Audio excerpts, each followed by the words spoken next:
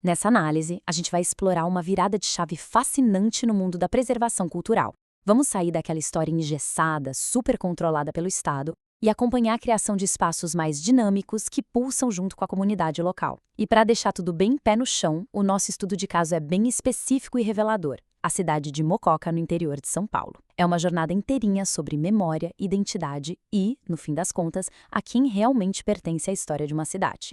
Para começar de verdade, vale a pena a gente parar um segundo nessa citação da brilhante museóloga Valdisa Rússio. É uma sacada filosófica profunda que dita totalmente o tom da nossa análise. A ideia central é que os museus só importam de verdade quando refletem as pessoas que eles supostamente servem. Ou seja, não dá para simplesmente empilhar um monte de objetos antigos num canto. A mágica, a verdadeira transformação, acontece quando a instituição olha para o próprio umbigo e questiona o seu papel ali no meio da sociedade. E para entender como isso bate na vida real, olha só essa microhistória incrível que o autor da nossa pesquisa base compartilhou. Lá em 2012, ele levou o próprio pai, um homem de 44 anos, para visitar um museu pela primeiríssima vez. O destino? O Museu de Mococa, onde estava rolando a mostra Retrato da Ruralidade. O pai dele tinha aquela sensação clássica, sabe, de que não tinha roupa para entrar ali. Mas, de repente, ele viu a sua própria essência rural, o seu dia a dia, refletido naquelas paredes. Foi um senso de pertencimento quase instantâneo. Uma única visita foi suficiente para derrubar aquela barreira invisível que faz os museus parecerem lugares elitistas demais para o cidadão comum. Mas vamos dar um passinho para trás e embasar isso. Afinal, o que configura de fato um museu municipal? Pelo Estatuto de Museus do Brasil, de 2009, são aquelas instituições ligadas diretamente ao município. O pulo do gato aqui é a responsabilidade absurda que eles carregam.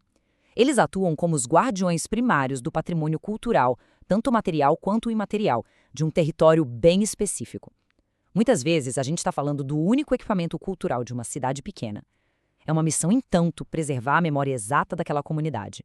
Seção 1. A visão de cima para baixo do Estado, a criação da rede MHP. E olha, a escala dessa iniciativa lá atrás foi monumental. 79. Esse é o número de museus históricos e pedagógicos, a famosa rede MHP, autorizados entre 1956 e 1973. Foi uma política gigantesca, puxada inicialmente por Solon Borges dos Reis e depois expandida pelo Vinícius Steincampos. A ideia central dessa rede toda, celebrar e fincar o ideário republicano paulista em cada canto do interior do estado. Só que essa expansão a jato cobrou seu preço. Uma desconexão total com a população. O grande problema foi a abordagem, que vinha totalmente de cima para baixo. O Estado simplesmente jogava esses museus nas cidades do interior por meio de decretos. E não parava por aí. Eles impunham nomes de patronos que, na maioria das vezes, nunca tinham sequer pisado naquelas ruas. A gestão acabava sobrando para professores da rede pública emprestados, sem nenhum treinamento em museologia e o dinheiro? Quase zero. O que sobrou foi uma narrativa republicana oficial engessada que afastava as pessoas justamente porque os moradores não viam a própria história contada ali. Isso fica absurdamente claro quando a gente coloca esse modelo burocrático lado a lado com a visão genial que o Mário de Andrade já tinha cantado lá nos anos 1930. De um lado, o Estado empurrando uma linha do tempo rígida, cheia de ex-presidentes e elites. Do outro, o Mário sonhando com um modelo que nascesse de baixo para cima. Ele queria museus municipais que tivessem absolutamente de tudo. Imagina só, folclore, materiais indígenas, taipa caipira, a indústria da região, tudo misturado. Na cabeça do Mário de Andrade, a própria comunidade quem deveria erguer o espaço e doar os itens de casa. Uma celebração da identidade local super orgânica, talvez até meio bagunçada, mas pulsando vida. Então, diante de um cenário com uma rede estadual desmoronando, distante do povo, surge aquela pergunta que não quer calar. Como devolver o museu à cidade? Como transformar uma instituição engessada em algo que realmente espelhe as pessoas ao redor? E exatamente essa pergunta que funciona como grande motor para a mudança enorme que a gente vai ver a seguir. Seção 2. O boom dos museus municipais. Aqui está o grande ponto de virada da nossa história. Esse salto nos dados do Cadastro Nacional de Museus é inegável. Dá para ver claramente essa explosão vertiginosa, um verdadeiro boom na criação de museus municipais a partir da década de 1970, chegando num pico incrível nos anos 1990. E isso não foi só um acidente burocrático, não. Foi uma resposta quente, quase um clamor das cidades pelo Brasil afora, que precisavam desesperadamente de uma representação cultural própria e descentralizada, fugindo daquela sombra pesada dos governos estadual e federal. Para tentar consertar o estrago da rede antiga, começou o tal do processo de municipalização. Em 76, um diagnóstico feito pela própria Waldiza Rússio escancarou a fragilidade da rede estadual. O negócio estava feio tecnicamente e administrativamente.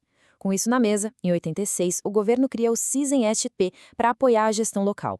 Mas é fundamental entender que municipalizar não é só entregar a chave do prédio para a prefeitura e sumir. É um processo jurídico denso de transferir definitivamente a propriedade dos acervos do Estado para o município. No papel e na prática, é devolver o controle e a responsabilidade daquele patrimônio direto para as mãos da comunidade. Seção 3. De volta ao nível micro. O Museu Marquês de Três Rios.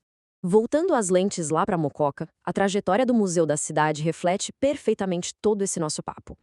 Ele nasce em 1961, numa canetada do Estado, mas só abre as portas em 62, num prédio da prefeitura. É aquele clássico puxadinho de responsabilidades que sempre dá confusão administrativa. O museu apanhou bastante pelo caminho, viu? Inclusive sobrevivendo a um incêndio trágico em 1988 que devorou grande parte da memória da cidade.